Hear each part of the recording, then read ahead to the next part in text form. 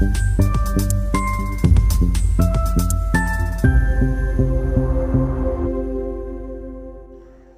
দর্পণ, বিনোদন সবার জন্য।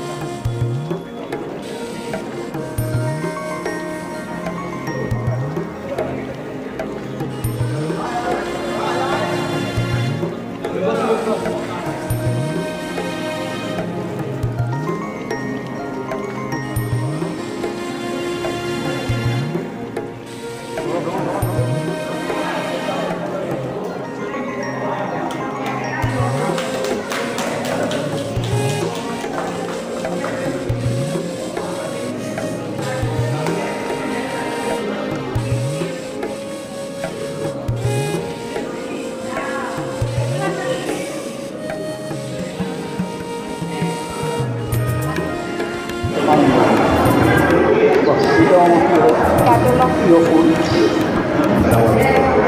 Okay, thanks.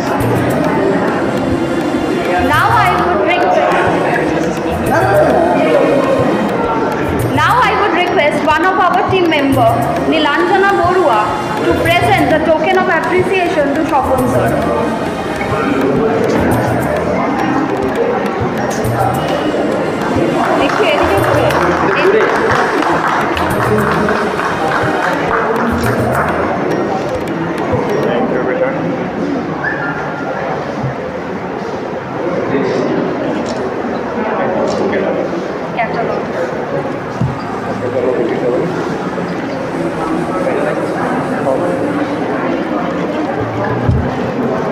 Now I would request another team member, Somnath Gayan, to come forward and hand over the token of appreciation to Mr. Parwar.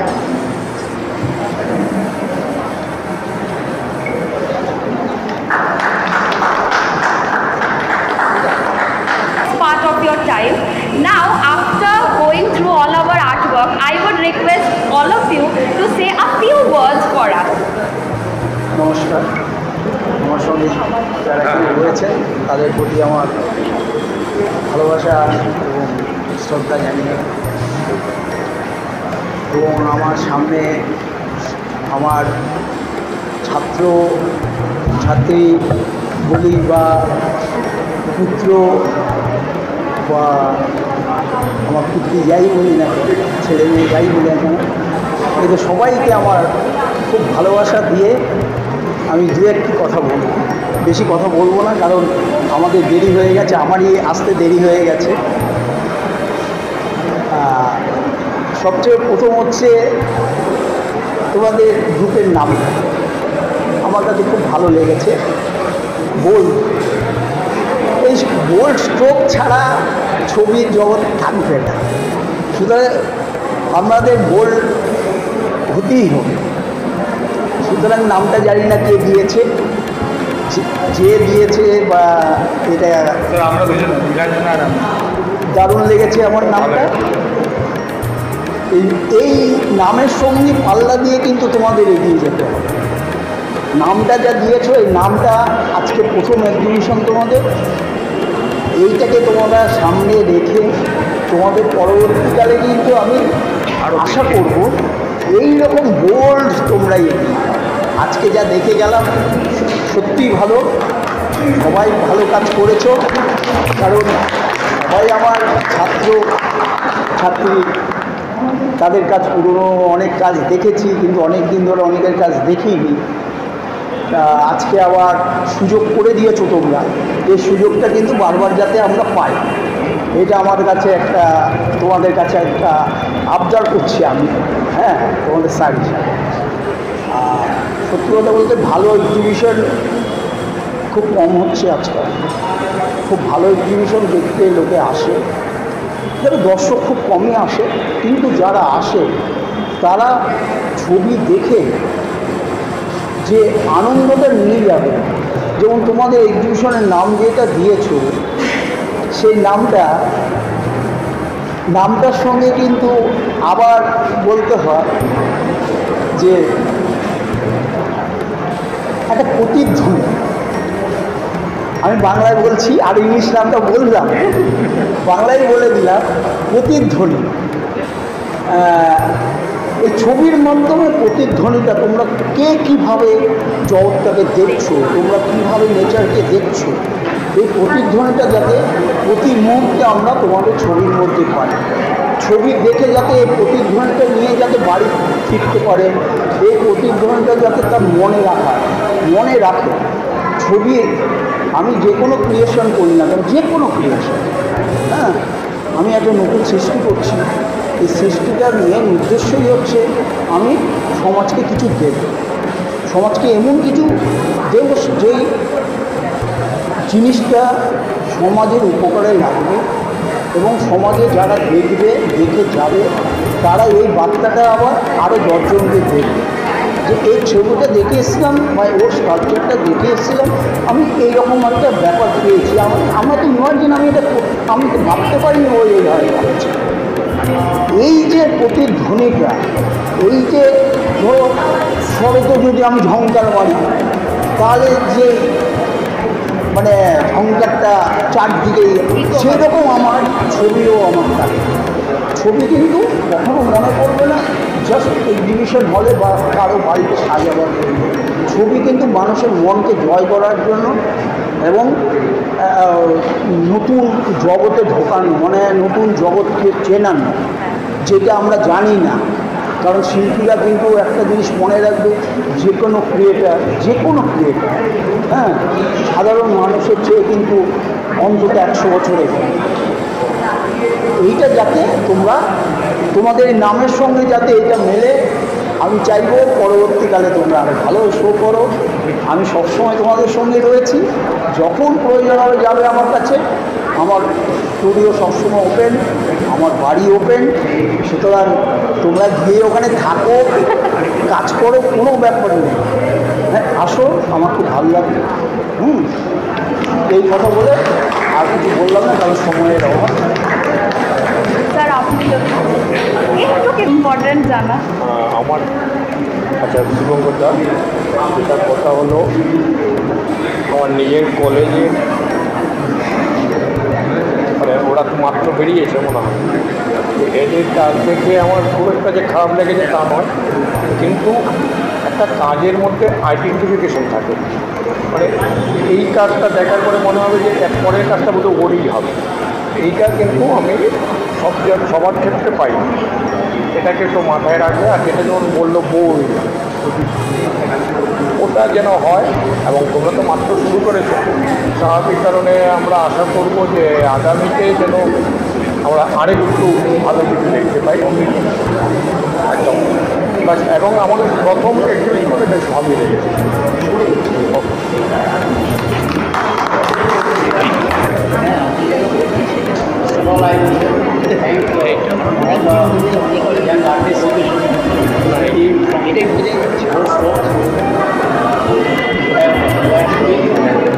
See this marvelous exhibition.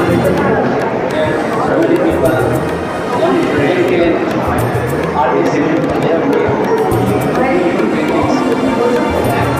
It's really, it's the first time I have been on an exhibition which is displayed by young artists, and it's really great. And all the paintings, they are reflection of the hard work and their talent and the time they have spent to bring out their thoughts in form of art. Though the art is silenced, but its voice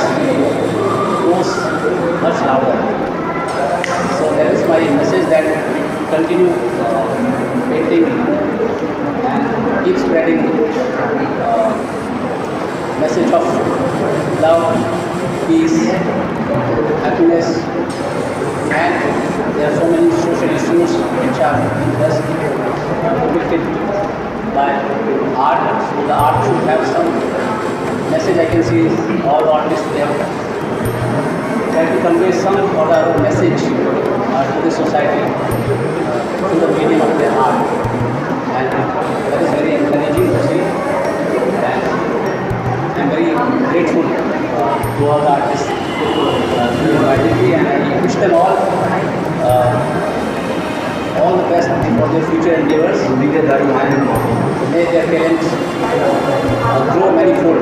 Thank you so much. Thank you, sir.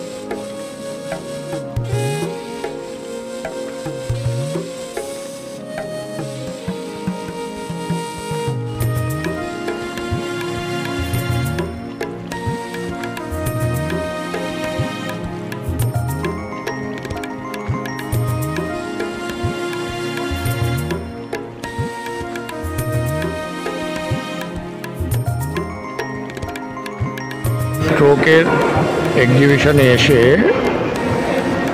আমার ভালো লেগেছে। ওদের নতুন নতুন ভালো কাজ, নতুন চিন্তাধারার কাজ আছে। অনেকের কাজ দেখলেই বোঝা যাচ্ছে যে ওরই কাজ বেশ ভালো। আমি আশা করব ওরা আগামীতে আরও ভালো কাজ দেবে, উপহার দেবে। বেশ সুন্দর লেগেছে এবং ওরা অনেক সমসাময়িক বিষয়ের উপরেও কাজ করেছে এবং বিশেষ করে প্রিন্টের কাজগুলি আমার অত্যাধিক ভালো লেগেছে। ওই কাজগুলি যে ওরা ধরে রাখাটা দরকার, এই কাজগুলি আমরা সচরাচর প্রিন্টের কাজের এক্সিবিশন খুব কম দেখতে পাই। ঠিক আছে, হ্যাঁ বলুন। রং তুলির সময় শিল্পী মানে জীবনই বেঁচে ওঠে, তো শিল্পী এত সুন্দর একটা রং খেলাটা ছবি দেখে মনে হচ্ছে যেন ছবি কথা বলছে। আর আপনি একজন মানে একদম ভাষণে কী বলে, আসলে ছবি তো রিয়েলি কথাই বলে। ছবি তো একটা ভাষা, ছবিকে তো আমরা একটা, আমি অন্তত মনে করি এটা আন্তর্জাতিক একটা ভাষা। কারণ আমি যদি কোনো ভাষা, কোনো দেশে গিয়ে যদি কোনো ভাষাকে যদি বোঝাতে না পারি, আমি ছবি এঁকে আমি সেই দেশটা পুরো ঘুরে আসতে পারবো। সেটা শুধু আমি বলছি না, এরকম নমুনা প্রচুর আছে। হ্যাঁ, জয়নাল আবেদিনের নাম শুনেছে। জয়নাল আবেদিনও যখন বিদেশে গিয়েছিলেন ফ্রান্সে, তখন সে বোঝাতে পারছিলেন না চিকেন খাবেন হোটেলে গিয়ে, সে চিকেন এঁকে দিয়েছিল, হ্যাঁ, রাইস এঁকে দিয়েছিল, তা খেয়েছে। সেরকম আমার জীবনে একবার হয়েছিল। আমি যখন স্টুডেন্ট লাইফে, তখন কত সাল, সবে পাস করে বেরিয়েছি, ওই 90 হবে, 89, 90 এরকম। তো ব্যাঙ্গালোরে, তখন তো ব্যাঙ্গালোরে গিয়ে সত্যি কথা বলতে ওদের ভাষা ছাড়া কোনো কথা বললে পরে ওইভাবে করতো না, কথাবার্তা মানে পাল্টা উত্তর দিত না। একটা হোটেলে গেছি, ধোসা খাবো, সে প্লেন ধোসা, আমি আর বোঝাতে পারছি না যে এটা প্লেন ধোসা। তা আমার মাথায় হঠাৎ করে সেই জয়নাল আবেদিনের গল্পটা মনে পড়লো। আমি খাতা বের করে তাকে এঁকে দিলাম, হ্যাঁ, সে বুঝলো, তাও আমাকে একটু হয়রানি করেছিল। তা যাই হোক, আমি ওখানে বসে এঁকে এঁকে আমি খেয়েছিলাম। আর এখন এটা ব্যাঙ্গালোরে, তখন ব্যাঙ্গালোর সত্যি কথা বলতে সাউথে গিয়ে খুবই আমাদের অসুবিধা হতো, কিন্তু এখন তো ওইসব জায়গায় গেলে পরে কোনো ব্যাপার না। শিল্পীদের, আমার মনে হয় শিল্পীদের সারা পৃথিবীর যে কোনো দেশে যে কোনো জায়গায় পৌঁছে গেলে ওদের কষ্ট হওয়ার কথা না। হ্যাঁ, হাতিয়ার তো আমাদের পেন্সিল কলম রয়েছে, খাতা রয়েছে, আর আমাদের যা ভাষা যেটা রয়েছে, আমি যে কোনো ভাষার লোকের সঙ্গে সহজভাবে কথা বলতে পারি যতক্ষণ কলম আর পেন্সিল আছে। এইটাও তো বড় ব্যাপার। সমাজ যেভাবে এখন এগিয়ে আসছে শিল্পকলার দিক থেকে, সেদিক থেকে আপনাদের সময়কার শিল্প এবং এখনকার মধ্যে কি কোনো পার্থক্য বা তারতম্য কিছু দেখেন? ফারাক তো একটা বিশাল আছে। আমাদের সময় যারা ছবির জগতে আসতো তারা অনেক কষ্ট করে আসতো, তারা বাড়ির থেকে পালিয়ে তারপরে তারা কলেজে ভর্তি হতো বা ছবি আঁকতে আসতো। আজকাল তো মা বাবারা কলেজে নিয়ে আসে, হ্যাঁ, আর্ট টিচারের কাছে নিয়ে যায়, আমার ছেলে মেয়েকে আঁকা শেখান, বা কলেজে নিয়ে আসে আমার ছেলে মেয়ে ভর্তি হবে। সেটা আমাদের সময় ছিল না। তখন আমাদের সময় এইটা একটা ব্যাপার ছিল যে অনেক কষ্ট করে এই লাইনে আসতে হতো। অর্থনৈতিক জায়গাও আমাদের অনেক অসুবিধা হতো, অনেকে আছে বাড়ি থেকে টাকা পয়সা দিত না। হ্যাঁ, আমরা এখন তো সেই জায়গাগুলো অনেকটাই ভালো হয়েছে। আর স্টুডেন্ট অবস্থায় আমাদের সময়, আমি যখন স্টুডেন্ট অবস্থায় ছিলাম, আমি একটা টিউশনি নিতে গেলে 10 টাকার বেশি দিত না, বলে 10 টাকা অনেক বেশি। আর এখন আর্ট কলেজে একটি ছেলে যদি ভর্তি হওয়ার পরে সে টিউশনি করতে যায়, সে বলে দিতে পারে আমি 500 টাকা নেব, পেয়েও যায়। মধ্যবিত্ত নিম্ন বাড়ির লোকেরা চাইতো যে ডাক্তার, ইঞ্জিনিয়ার, মাস্টার হয়, শিল্পী হয়ে কি শিল্পী হলে তোমাকে সেরকম রোজগার হবে, সেই একটা ধারণা ছিল, এখনও অনেকের মধ্যে আছে। কিন্তু ওই ধারণাটা অনেকটা ভেঙে গেছে, আগের ধারণার সঙ্গে অনেক ধারণা ভেঙে গেছে ঠিকই, কিন্তু তাও একটা এই শিল্প জগৎটাকে, যারা শিল্প জগতের সঙ্গে জড়িত নয় তাদের পক্ষে কিন্তু ওই জায়গাটা বোঝানো খুব কষ্ট এখন আমি মনে করি। আপনার শিল্পীতে না, আপনার যে শিল্প জগতে আসা বাড়ি থেকে আপনার আমি আমার শিল্প জগতে আসার গল্প শুনলে তো প্রচুর অনেকক্ষণ লাগবে, তাহলে আমার স্টুডিওতে বসে তোমাদের গল্প শুনতে হবে। তো আমি বাড়ি থেকে পালিয়ে গেছিলাম, আমি শান্তিনিকেতন চলে যাই। আমি তারপরে ওখান থেকে তোমার সোমনাথ হোর আমাকে আবার বলে না তুমি বাড়ি যাও। হ্যাঁ, আমার জীবনে এরকম করেছি। আমি বাড়ি থেকে, সত্যি কথা বলতে, বাড়ি থেকে যখন আর্ট কলেজে ঢুকেছি তখন আমি বাড়িতে বলিয়ে দিয়েছি আমাকে তোমার শুধু থাকা এবং খাওয়া দেবে, আর কিচ্ছু দিতে হবে না। শুধু পালিয়ে গেছিলাম, আবার রিটার্ন হতে হয়েছিল। হ্যাঁ, এইরকম, তাছাড়া ওই আর কি, এই জায়গাটা কিন্তু এখন আর নেই।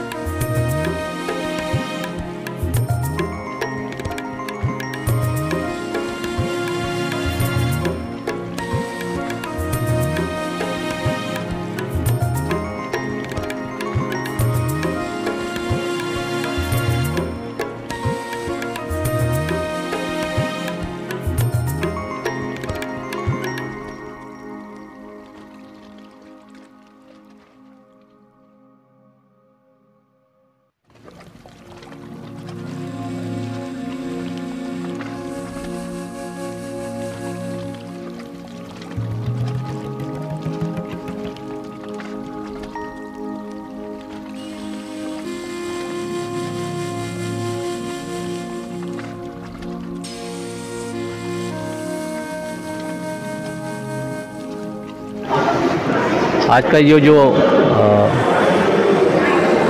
एग्जीबिशन बोल्ड स्ट्रोक के आर्टिस्ट ने बुलाया है मुझे, उनका इनॉग्रेशन है, तो बहुत अच्छा लगा देखकर।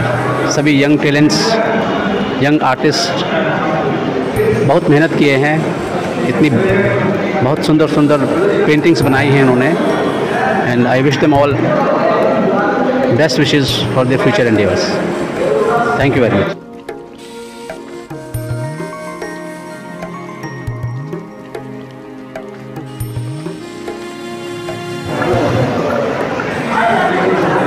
আজ বোল্ড স্ট্রোক এক্সিবিশনে এসে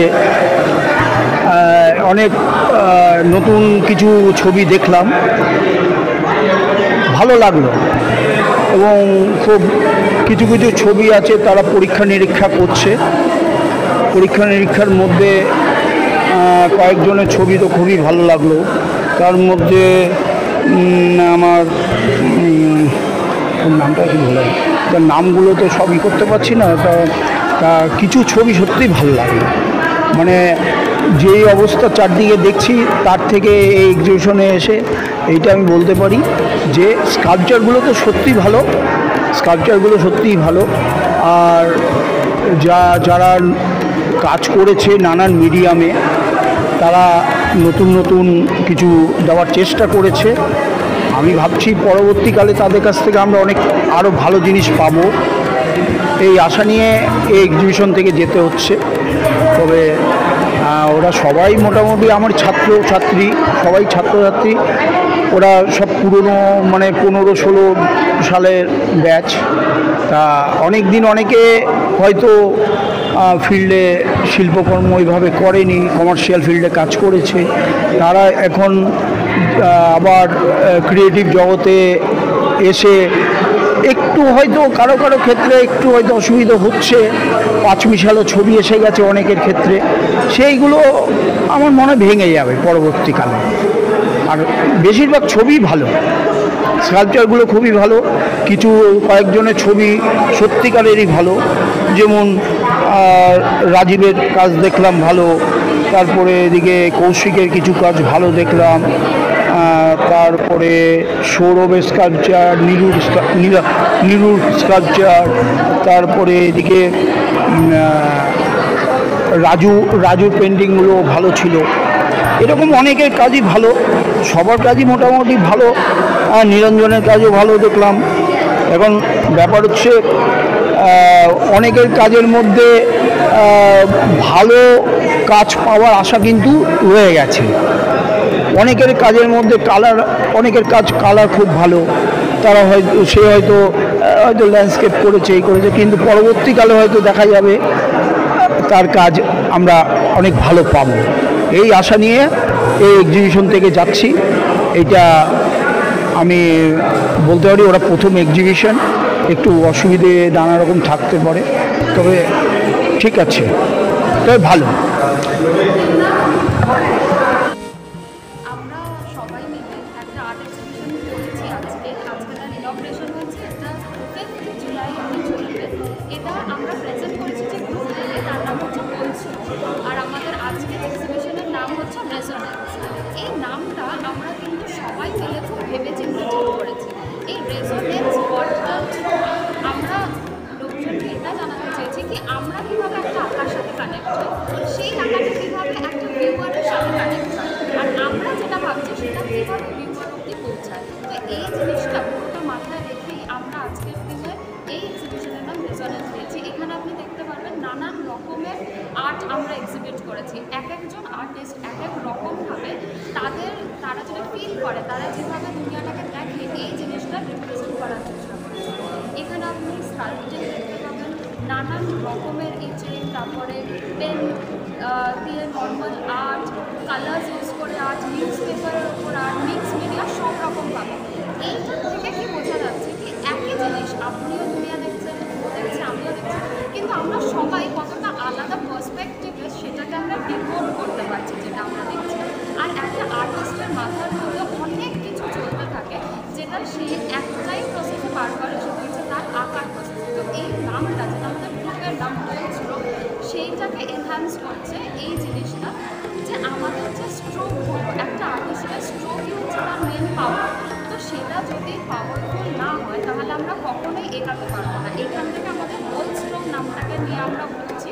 আর রেজোনেন্স হচ্ছে প্রতিধ্বনি, যেটা আমাদের ছবি আমাদের ভিউয়ার্স অব্দি পাঠাচ্ছে, আমাদের ভিউয়ার্সের মনের মধ্যে সেই জিনিসটা আমরা ঢোকানোর চেষ্টা করছি, যেটা আমরা ফিল করছি, যাতে সে ফিল করতে পারে। এইটাই আমরা আর এই আমাদের এই উইক লং যে এক্সিবিশন চলবে সেটা থেকে আমরা বলতে দেখাচ্ছি। তো আপনারা সবাই আমাদেরকে জয়েন করুন, যতজন আপনারা দেখছেন আপনারা সবাই আমাদের কাছে খুবই ইম্পর্ট্যান্ট। আপনাদের ফিডব্যাক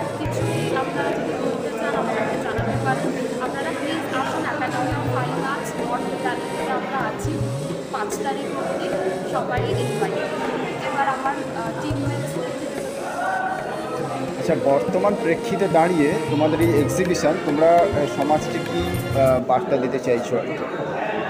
বর্তমান সময়ের মধ্যে দাঁড়িয়ে যেটা বার্তা দেওয়ার কথা, হ্যাঁ, আমরা শিল্পীরা হিসেবে একটা সমাজকে বার্তা দিয়েই থাকি। সেই দিক থেকে দেখতে গেলে আমাদের প্রত্যেকের যে আলাদা, প্রত্যেকের বিভিন্ন ধরনের কাজ, সেই দিক থেকে বোঝা যায় আমাদের যেমন কারোর কাজে দেখা যাচ্ছে প্রচণ্ড ভায়োলেন্স, আমাদের সমাজে কিন্তু ভায়োলেন্স এখন অনেক ক্ষেত্রেই বেড়ে গেছে, আগেও ছিল, এটা নতুন কিছু না। তবে ভায়োলেন্স অনেকভাবে অনেকের কাজে লক্ষ্য করা যায়। আবার এখানে রোম্যান্স যেটা আমরা বুঝি, যেটা রোম্যান্স বলতে আমরা যেটা বুঝি সমস্ত কিছু প্রকৃতির বা মানবিক দিক থেকে যেটা ভালো, সেই দিকটা রোম্যান্স। এছাড়া সমাজের যেসব ব্ল্যাক উইং, কালো অন্ধকার দিকগুলো, সেখানে আমাদের এখানে কিছু কিছু শিল্পী তুলে ধরেছে। এখানে আমাদের সোমনাথ বা আমার মেঘলালের কাজ দেখলে বোঝা যায়। আর এছাড়া অনেকের কাজ আছে যেগুলো একটু বোল্ড, এটুকু। যেহেতু গ্রুপের প্রথম এক্সিবিশন, আমরা এটাতে চেষ্টা করেছি আমাদের বিভিন্ন রকম কাজ দিয়ে এক্সিবিশনটাকে এক্সিবিট করা। তো আমরা এখানে কেউ বাইরে দিয়ে কাজ করেছি, কেউ নিজের চিন্তাভাবনা দিয়ে, নিজের ব্রেন দিয়ে। আমি নিজে একটুখানি ভাঙাচোরা নিয়ে কাজ করেছি, স্কাল্পচার নিয়ে কাজ করেছি। তো আমার মনে হয়েছে যে বিভিন্ন রকম কাজের মধ্যে আমরা মানুষের কাছে পৌঁছে যাওয়া, যে আমরা কী নিয়ে ভাবছি, আমরা কী দেখছি, আমাদের ভাবনা চিন্তাটা কী, সেটা আমরা ছবির মাধ্যমে বা স্কাল্পচারের মাধ্যমে আমরা ফুটিয়ে তোলার চেষ্টা করি। ওটাই আমাদের এক্সিবিশন। গোল্ড স্টকের তরফ থেকে কি শুভেচ্ছা বার্তা থাকে? গোল্ড স্টকের তরফ থেকে একটা কথা বলবো যে আমাদের যেহেতু এটা প্রথম এক্সিবিশন, তো সবাই প্লিজ আসুন, আপনাদের সহযোগিতা একান্তই কাম্য, এবং আশা করি নিরাশ হবেন না কাজগুলো দেখে, কারণ আমাদের অনেকটা ভাবনা চিন্তা, অনেক দিনের প্রতীক্ষার পরে আমাদের এই প্রথম এক্সিবিশন। তো আপনারা আসুন। আগামী 5ই জুলাই অবধি আমাদের এক্সিবিশন চলবে। আপনারা 12টা থেকে 8টার মধ্যে এক্সিবিশনটা প্রদর্শনীটা হবে, তো আপনারা আসুন।